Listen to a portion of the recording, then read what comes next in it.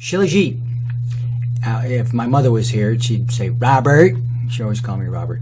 And you watch your language, you wash your mouth with the soap.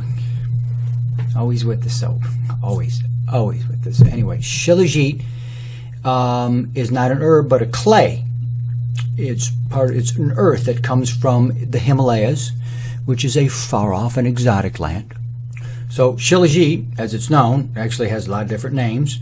It means rock or invincible or a rock of life or a destroyer of weakness is another one. You know, it's meant for longevity. People eat this, and this is one of the ways these people up in the Himalayas live to be 100 years old and 200 and 300. Well, maybe not that old. Okay, so where does it come from? Where does a Shilajit, not an herb, but a clay, actually come from? Well, there was a primordial force in that area of the world, and then these continents came together, and they formed the Himalayas, and they took that matter and the ancient force, and they crushed it, and they crushed it, and crushed it, and crushed it, and crushed it over millions of years, and now at certain times of the year it oozes up between the cracks in the rocks, and then they scoop it out and they refine it and turn it into a nice powder, and that's called Shilajit. So what is it in this clay that oozes out of the ground in the Himalayas, that's been known for hundreds of years as keeping people alive a long time and giving them the strength of life and the destroyer and the conqueror of weakness and all that kind of stuff? Well, they've analyzed it.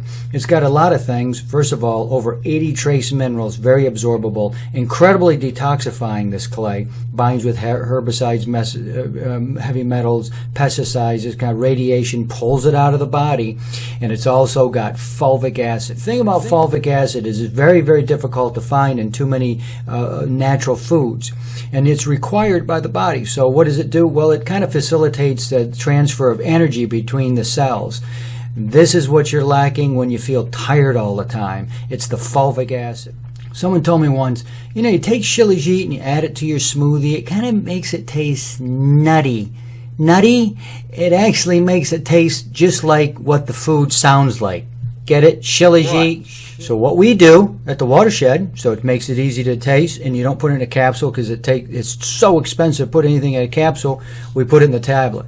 And we do it with Chlorella, 9-to-1 ratio, 90% Chlorella, 10% Shilajit, and we crush them and crush them and crush and pressure, just like the Himalayan mountains, only we use machines, and we turn them into tablets. You take a few, pop it down, you're good to go. Fulvic acid, detoxification, incredible array of minerals in there. Shilajit. My advice, don't even mention it to your mother. Or just don't. Say my name.